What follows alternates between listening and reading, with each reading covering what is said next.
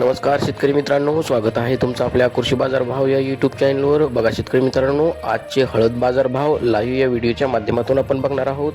तत्पूर्वी आपण चॅनलवर नवीन असाल व दररोजचे बाजारभाव अपडेट आपल्याला हवे असतील तर या चॅनलला सबस्क्राईब करा आणि या व्हिडिओला नक्की लाईक करा.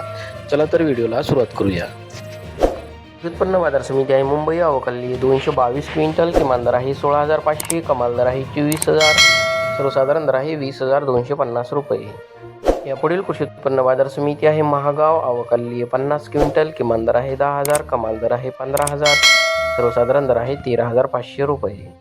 यापुढील कृषी उत्पन्न बाजार समिती आहे जिंतूर जिल्हा परभणी. आवक 55 क्विंटल. किमान दर आहे 12,001, कमाल दर आहे 14,100, सर्वसाधारण दर आहे 13,600 रुपये.